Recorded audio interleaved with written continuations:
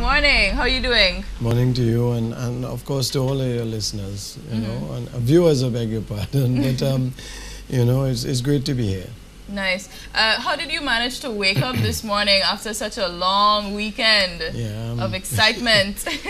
I think it's two things, the stress of it, and of course just to make sure that you get things done properly.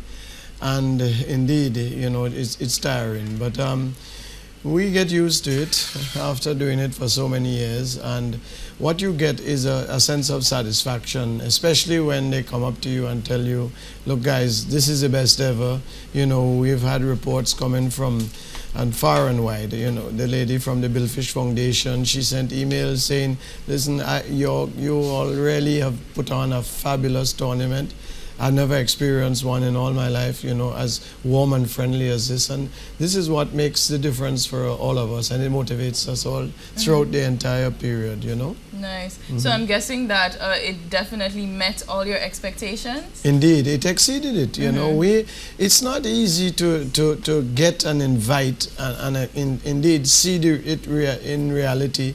You know, well over 50 boats, but we got to 50 this year, 258 anglers. I'm sure we had another 80 or 90 people who have come in because they all came with their families, they stayed in hotels and so on. And of course, added to that is the mix of, you know, locals who were working on the boats that also went out with these boats, you know, after cleaning them in the afternoon when they come in. So it was a fabulous weekend. I know we have achieved everything and we put on a great show here, and simply the reports coming out of everyone who has been here, and you would have noticed some of it with your media interviews, they find that Grenada is indeed the best place for sports fishing in the Southern Caribbean, they have said, and some of the guys, you know, said as far north as Puerto Rico. Nice. So we have a lot to be proud of. We have a tremendous fishing destination, and we must know that we need to capture this year after year because there's intense competition out there to attract boats to other tournaments. Right. So do you think you're going to plan on having it more than annually? No, you see, it's expensive. You know, when we go to Martinique, it costs each person on board at least $1,500 because you pay for the fuel to get there and so on. So boats coming from far, you know, I think what it will do, if we tried to have it twice, it would diminish our January event. Right. And we got to bear in mind, there's Grenada in January that, you know, puts on this fabulous show. There's Barbados in March. There are 2 in Tobago in April, and then there's a lull simply because fish are not generally around. And this is what we have to capture. No, not really. The billfish is a migratory fish, and then, you know, so St. Lucia has decided September is their niche area. Then you have Martinique, which is October, November, and then we're back into Grenada again. So we wouldn't dare try what I think we need to do, and I feel a sense of responsibility. We need, and I have challenged last night at the awards, I said I want to challenge all local boats to try and get more persons involved, you know, and so that we can compete on a higher level because these guys are great, you know. So most of them are really aware of what they need to do to catch billfish, and we got to do something about that. Right. So you have plans to involve some of the locals? Yes, you know, the grandsons that a lot of us have, the friends who we meet from time to time who don't get a chance to come out. We need to provide this opportunity, and I think that's where I now have to focus. Right. Are there any other lessons that you've learned this year? I want to be guarded what I say.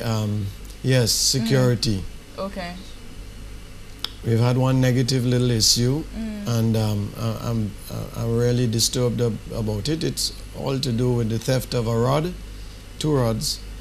And in spite of all that we have done with security, people going up the docks, or policemen there, it happened late one night, and it really worries me. I don't like saying this on national TV, but perhaps someone might offer a rod for sale and we might get to find out about it. But it's, you know, we have police, and what I've learned from that is we're going to be locking down that site next year, January, and it's going to be very difficult to get in, you know. And we have to learn from this, otherwise it's going to have an impact on us. And there's nothing that I will allow, as far as I'm there, to challenge and to put our Grenada's festival in jeopardy. So I'm not going to allow it, and we're going to have to improve on that. Right. So other than this unfortunate incident, what were the high points of this year's celebration? Oh my goodness, we had, I've repeated it before, but when you have a captain coming out of Australia to fish in Grenada on a Trinidad boat, albeit Captain Bart Miller, when you have Captain Luis Suarez, you know, his boss is in America, in Miami, and he asks the boat, you know, captain by Captain Louis, to come up to Grenada from Curacao. You know, he had some difficulties on the way up, but he got here. You have boats from, you know, Barbados and all the other places. And you know, you have Dr. Ellen Peel from the Billfish Foundation. I'm not sure if I probably didn't mention it on your show, but she is the world president of the Billfish Conservation Movement. They're having the Miami International Boat Show in February. We've presented her with an album of last year's pictures, beautiful album. And she says, Richard, I'm going to make this the centerpiece of my booth in the Miami Boat Show. Well, you don't get better than that. You know, you got to pay to get some advertising done there. And you're talking about boat captains from all over the world who are going to be going through that booth. And what more could we ask for? Hey, Grenada, where you got? And they're going to leaf through that book and see the activity, because a fabulous book that has been produced. Nice. So bigger and better things next year. Yeah, well, we're looking forward, and I'm hoping to start off on Thursday with just a brief, you know, synopsis of what went on, and see how we could start to get things in gear. We're going to meet once a year for every month this year until, you know, well, not until we get it right, but to improve on any of the things that have not been to our liking. Right. So tell us about the winners, and, you know, were there any records broken? Well, what is amazing, we don't set our tournament on the basis of, hey, there's a good day, let's try it. It's set on a moon phase, and this year it was set so that the last day did not fall on the phase of a moon, you know, which is the first quarter, and we had 90 fish released. We had 27 the first day. We had horrible seas on the second day. I mean, guys talked about water coming over the boat and all of that. I'll tell you, it would have been cancelled in any other country, that day's fishing. They fished, they got 30 fish in spite of the weather. Yesterday, weather calmed down a lot, and you know, they got 32 fish. You get 90 fish. Any one of those days, I know it surpassed all of the 3 days fishing in the tournaments I attended last year. We had a great lady. We fed well over 300 people. We had help from Clinton Bailey and his gang, and they prepared about 7 or 8. I don't know how we got breadfruit, because yesterday was the oil down competition, but we were able to get. So Grenada's breadfruit has really come back. And you know, so we had that. The winners, it's about oh goodness, it was, just pull a blank there.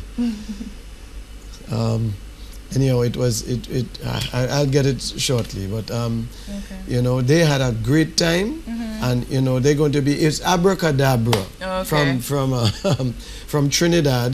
They won. The next boat, Step Aside, came second, and the boat Exile from Curacao came third. They have a prize, an invitation to go to Cabo San Lucas in Mexico to participate in the Tournament of Champions from all over the world. It happens every year.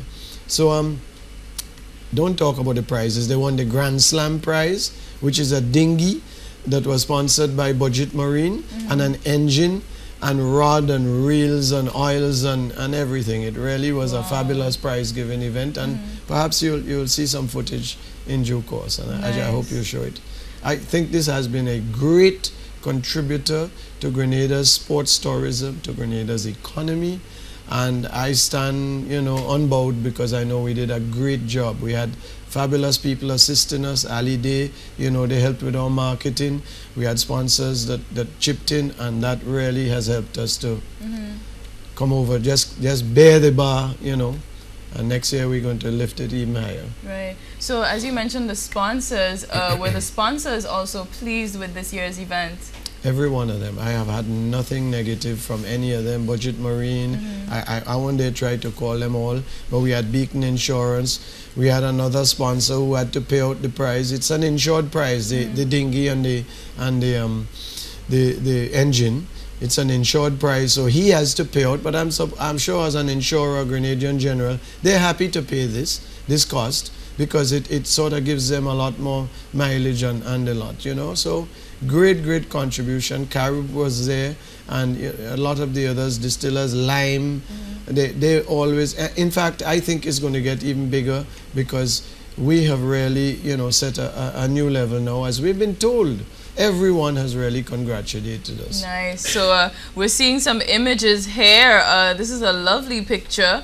We can see it's taken from the Grenada Yacht Club. From the Yacht Club, yes. Right. And that's that. We squeezed the boats in there, bumper to bumper, as they say. And, you know, we had a total of 50 boats there. In fact, we had one visiting boat who had to go over to Port Louis, because there's just no room for him. So the club now, I suppose, has, and I'm involved in the management there, they're going to have to look at it to say, look, is there anything else we can do? You know, do we need to seek approval to get additional facility space so that we can accommodate? Because we really can't grow bigger if indeed, you know, we get more than 50 boats, unless we have additional space. Nice. Great. So there's some other images as well. Yeah, this as the boats leave the harbor to go to the Bimini Start. You know, that's probably real extreme there from St. Lucia, or Grey Ghost from Barbados. They both have a big varnished stern. And we had boats from, you know, gasoline-powered boats to diesel boats to really fabulous images there. Nice. So we're seeing some other boats here. Was that Temptation? That's Temptation. That's the owner of Budget Marine Trinidad. Okay. And they came up here, and he shook my hand last night about 3 times, saying, look, Richard, really great. That's a beautiful picture of underwater lights. And this is what no other place really offers. I think Port St. Charles in Barbados obviously has that facility, but we're able to bring all of them together so that they can see what's going on. They cook on the back of the boats in their barbecue, you know, stoves and so on, and they can't get this anywhere else. And you know, Grenada does provide this facility that really improves. And you're looking at a boat there that is probably $5 million. Wow. You know, it's costly, and that's a yellowfin tuna, and we had loads of them being caught, and we did donate some of that to, we used some of it for lady activities, you know, but a fair amount of it was donated and so on to 1 or 2 institutions. Okay, nice. That's the yellowfins coming in there. Very large, and that's about how many pounds there? Well, the biggest one was 161, and that could very well be it on the right-hand side. Okay. The record, I think, was 167. It would have earned him well over 5,000 EC dollars, but you know, he didn't make it. I think that's one there that is weighing on 50-pound test. I can't quite make it out, but it's huge. Yeah. I'm seeing 92 pounds written there. Okay, Not fine. sure. Yeah, that's 92. That's not a large one. And yes. of course, the fisherman can't let go of his cup. Well, in fact, there are cups and bottles and all the other, you know, facilities for drinking. But, you know, this is what they love, to come to the scale. We had it a live stream, and these would probably be, no, they're not the winners. You know, that's not the abracadabra crew, but we have rod reels, beautiful bronze trophies, huh? Nice. These are bronze trophies. These are not the you know, the very, very lightweight ones. We get them now made out of I think some of them come out of Chile, and these are the winners. This is a Gary Chen print, which is one of a kind. They don't really make too many of that. Well, I say one of a kind, but they have, you know, very few prints. The owner of the boat is a gentleman right at the back. That's Stuart Daglish.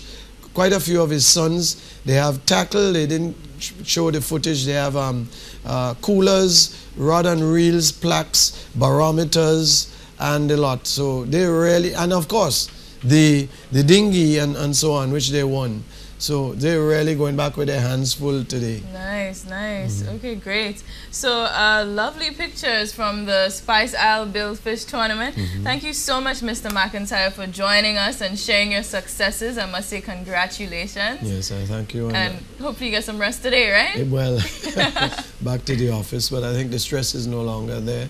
And we just have to, you know, thank all the people who really came together to really put this, and in my committee in particular, I think I may have omitted them sometimes in all the various interviews, but you know, without them we can't get anywhere. So I really have to thank them all for their assistance. Nice.